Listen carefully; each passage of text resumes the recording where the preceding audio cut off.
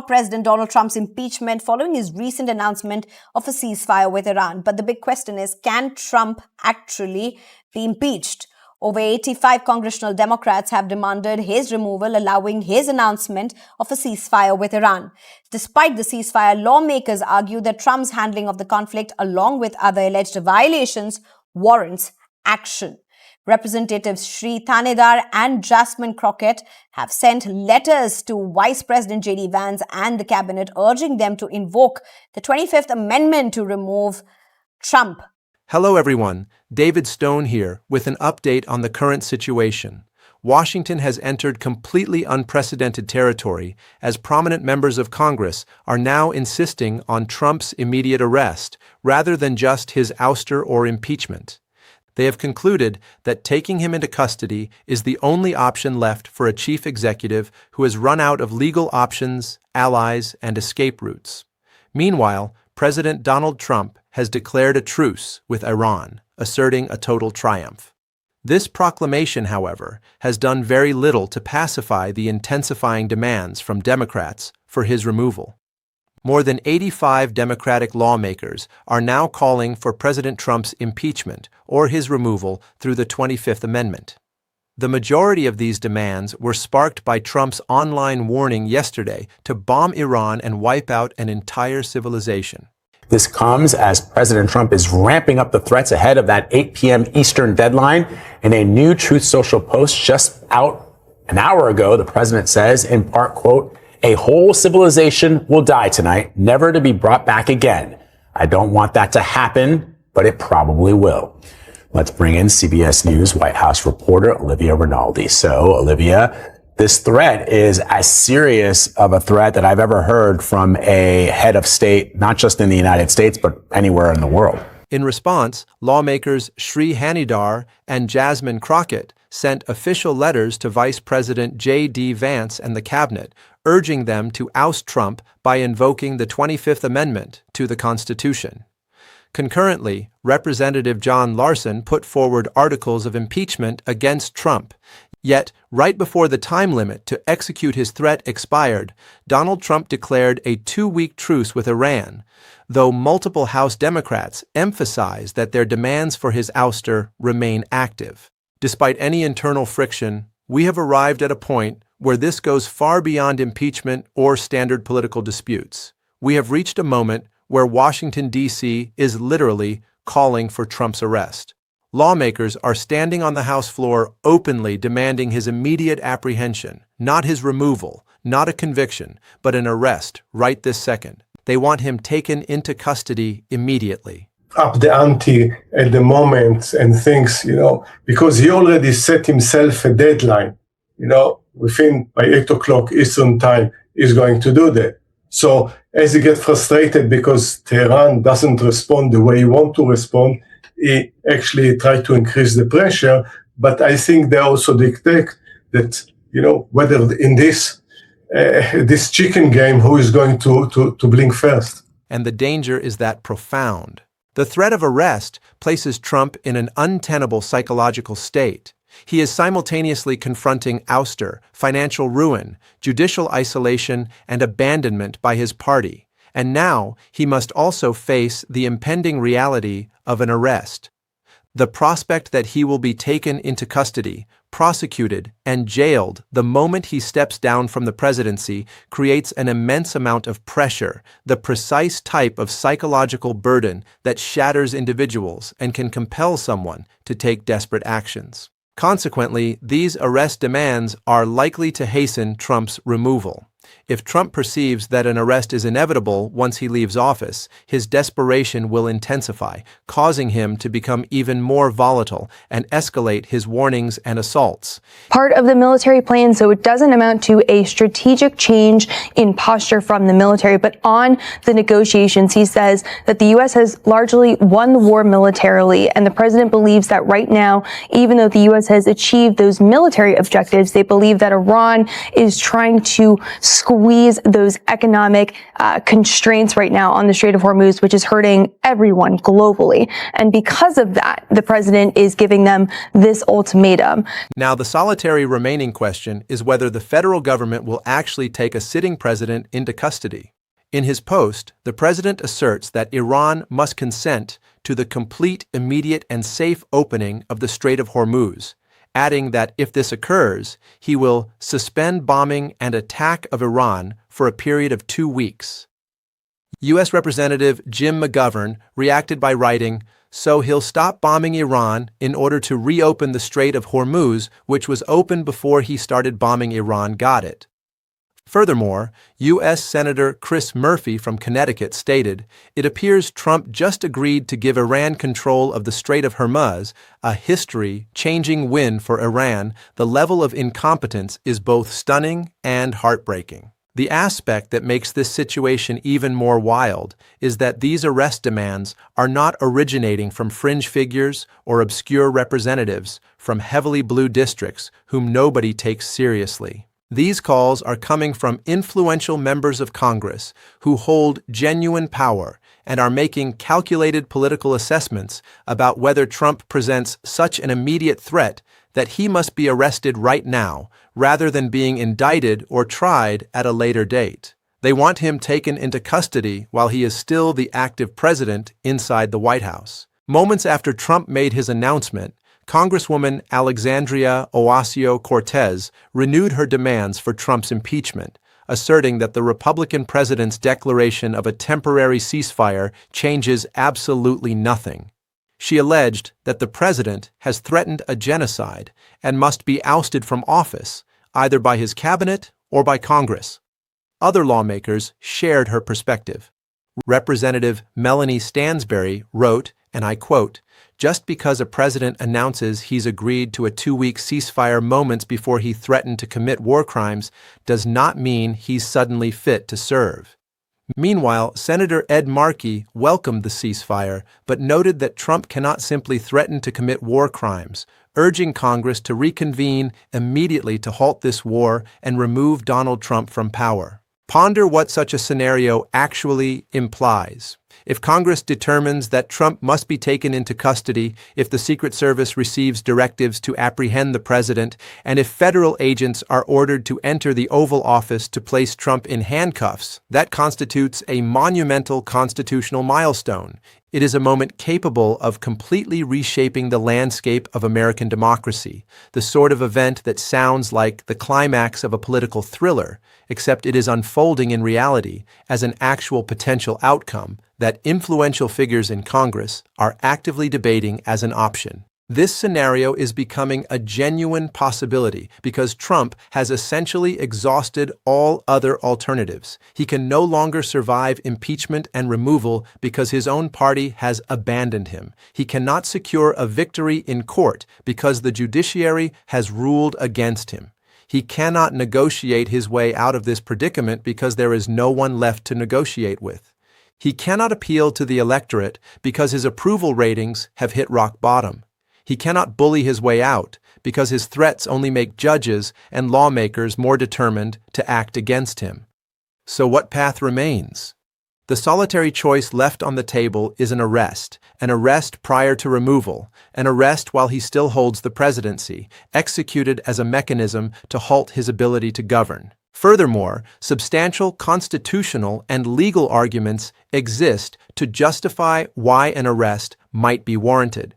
If Trump is classified as a peril to national security, if he is viewed as a threat to the constitutional structure, or if he is considered too volatile to possess control over nuclear weapons, then taking him into custody becomes a plausible course of action. That is the very topic legal experts are beginning to analyze, the position members of Congress are starting to advance, and the dialogue that is actively occurring at this moment. Another factor fueling this momentum is the profound desperation of the current circumstances.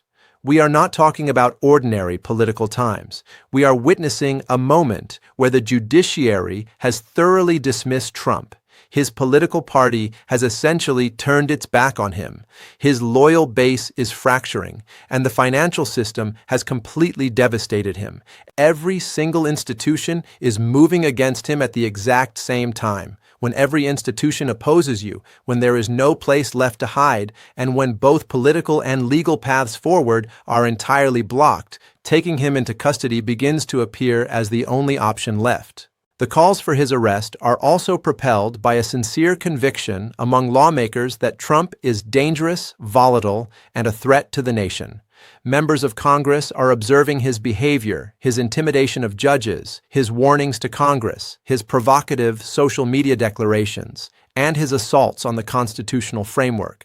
They are deducing that he is far too hazardous to remain president, too unstable to have access to the nuclear football, and too threatening to be left in power for even one more day. This realization is what is steering them toward the concept of an arrest. Let us analyze what has brought us to this moment, because Congress did not suddenly begin demanding Trump's arrest out of nowhere. This is the ultimate peak of months and months of a continually intensifying crisis. It represents the intersection of impeachment, abandonment by his party, judicial isolation, financial ruin, and a fracturing base, all colliding simultaneously to create a predicament so desperate that an arrest starts to sound plausible. When Trump initially returned to office, he held every conceivable advantage. He possessed the presidency, the backing of his party, the support of the courts, and control over the executive branch.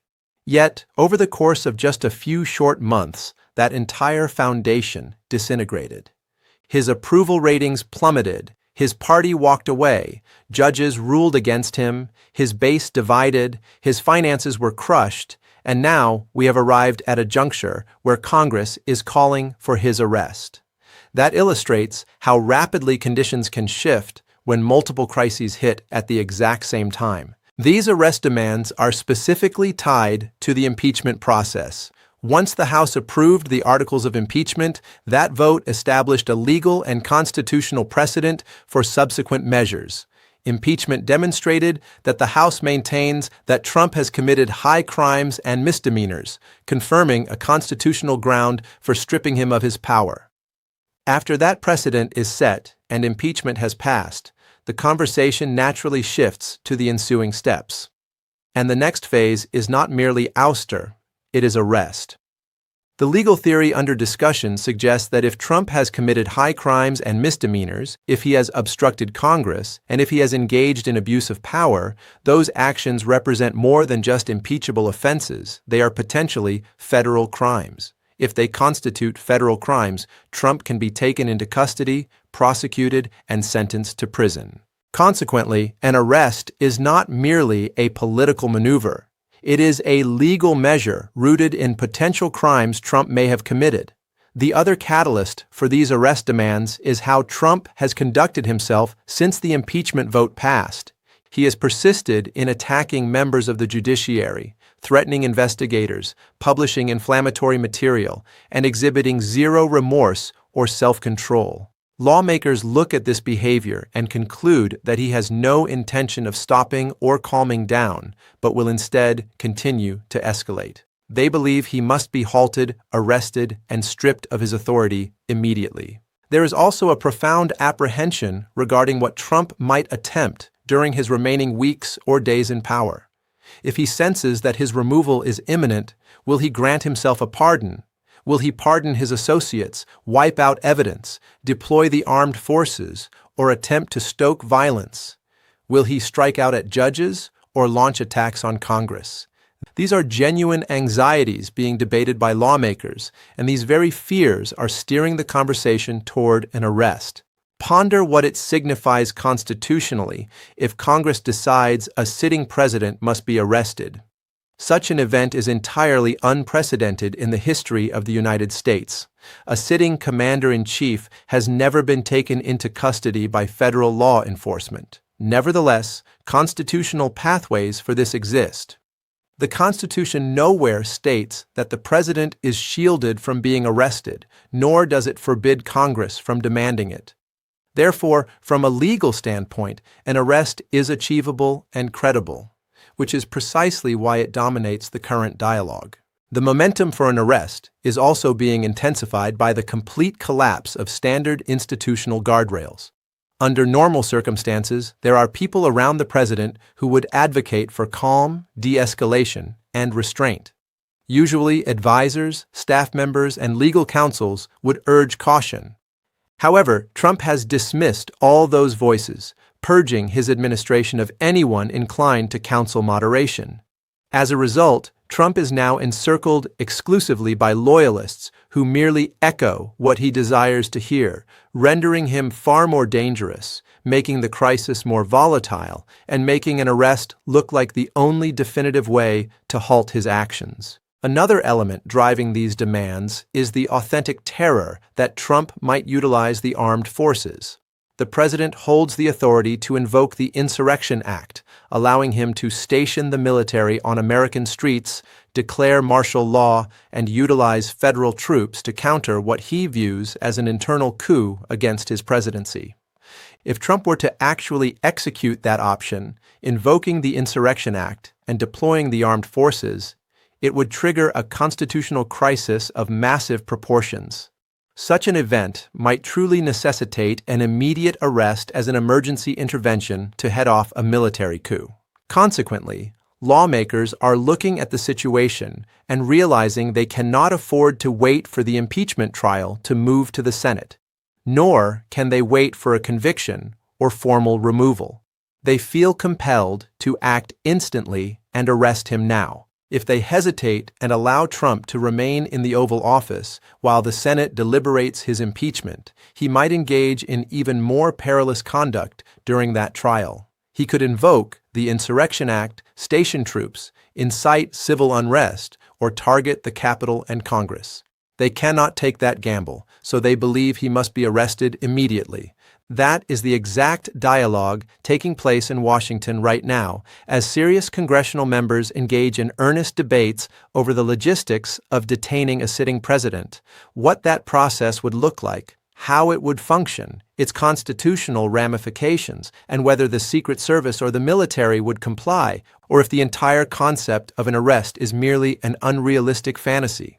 In truth, executing an arrest is likely unfeasible while Trump remains president and retains authority over the executive branch.